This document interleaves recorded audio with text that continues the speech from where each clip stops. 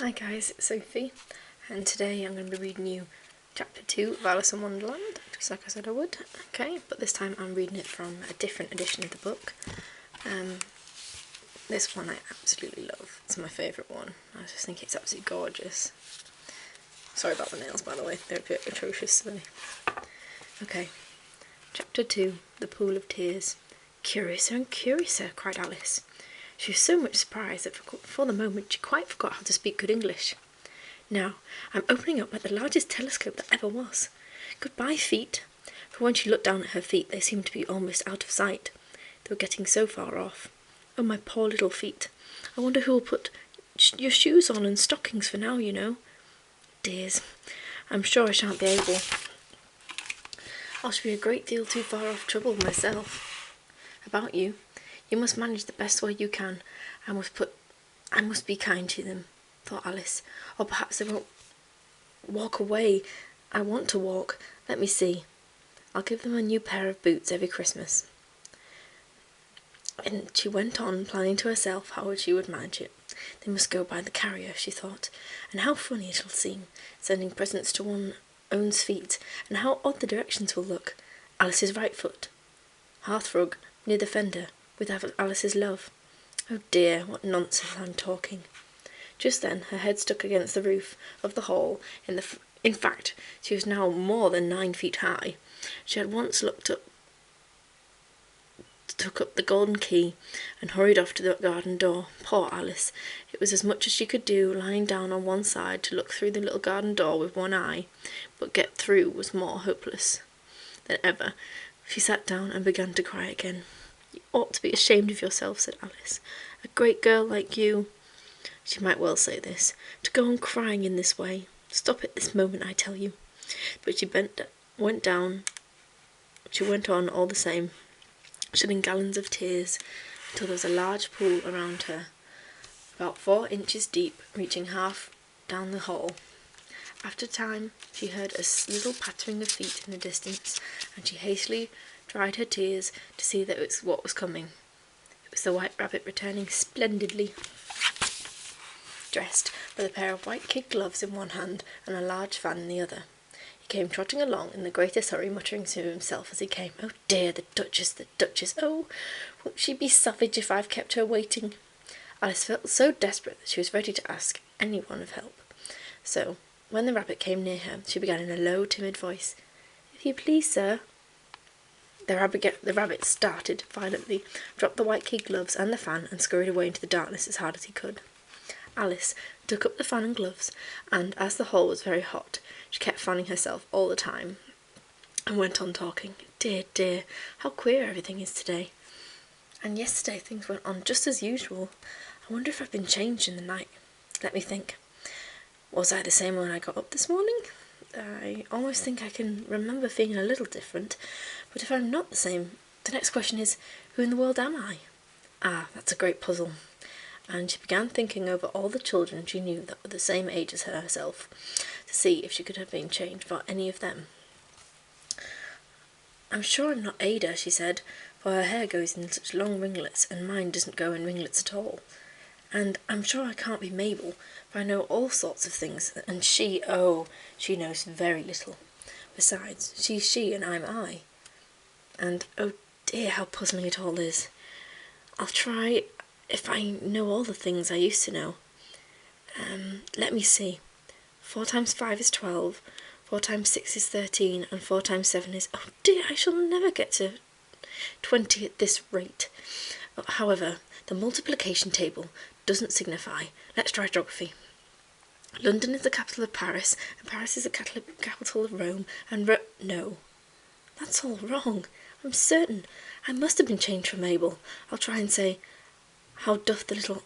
And she crossed her hands on her lap as if she were saying lessons, and began to repeat it, but her voice sounded hoarse and strange, and the words did not come out the same as they used to.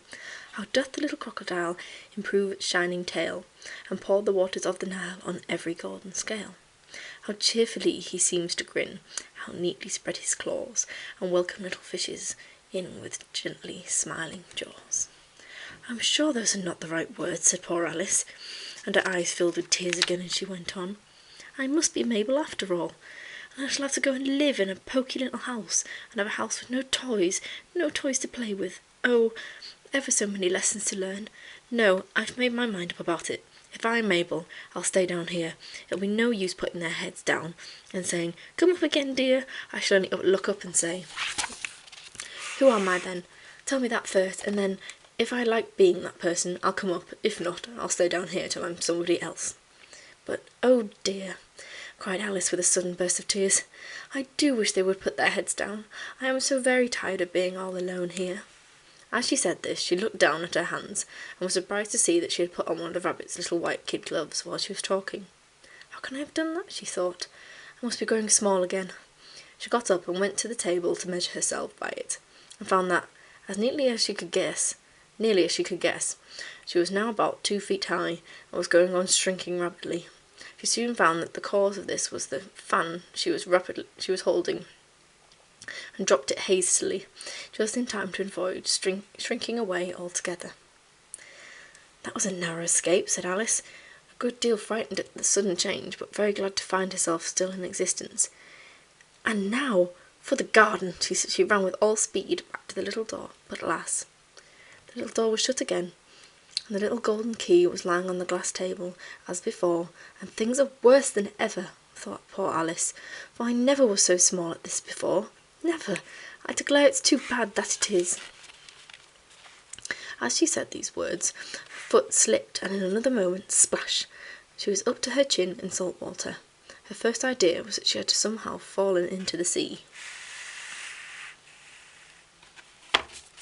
And in that case, I can go back to the railway, she said to herself.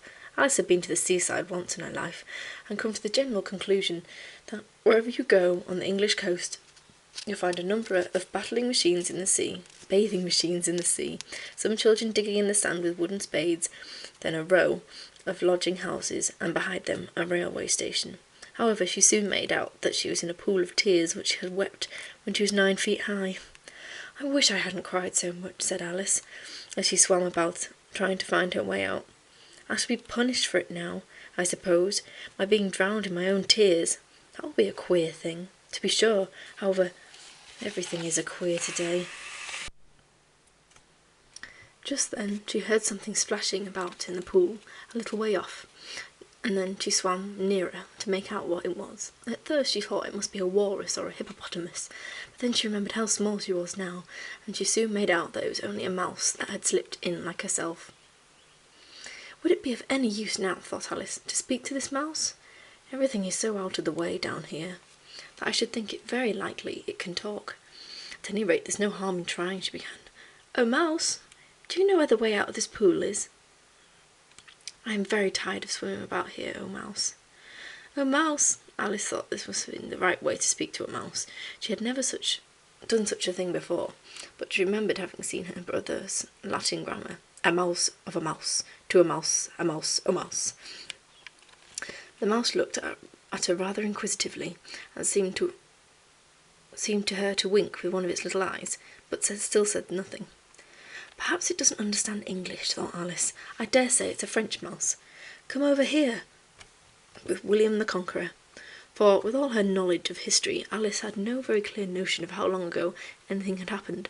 So she began again, Où est ma jetée? Which was the first sentence in her French lesson book. The mouse gave a sudden leap out of the water, and seemed to quiver all over with fright.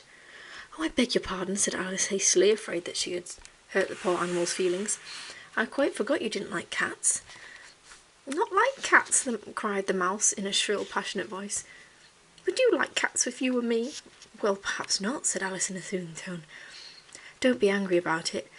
And yet, I wish I could show you our cat, Dinah. I think you'd take a fancy to our cats if you could only see her. She's such a dear quiet thing, Alice went on, half to herself, as she swam lazily about in the pool, and she sits purring so nicely by the fire, licking her paws and washing her face. She has such a nice soft thing to nurse, and she's such a capital one for catching mice. Oh, I beg your pardon, cried Alice again, for this time the mouse was bristling all over, and she felt certain it must be really offended. We won't talk about her any more if you'd rather not. "We indeed," the mouse said, who was trembling down to the end of its tail. "As if I would talk on such a subject.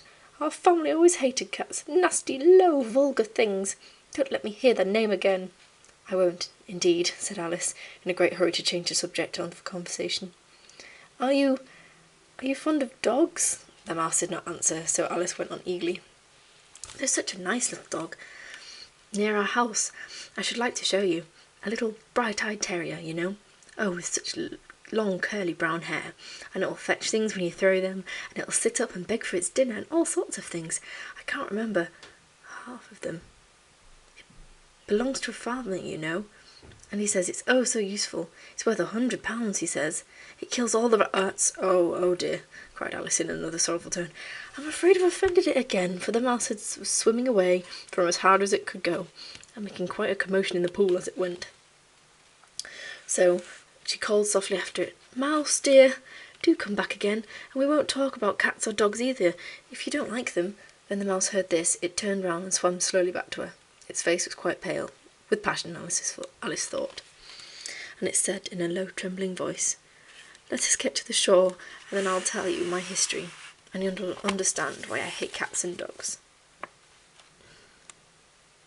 It was high time to go, for the pool was getting quite crowded with the birds and animals that had fallen into it.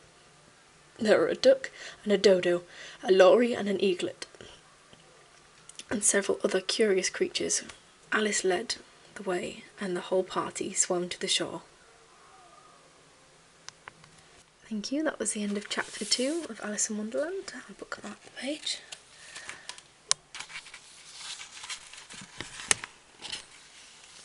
Good night and pleasant dreams.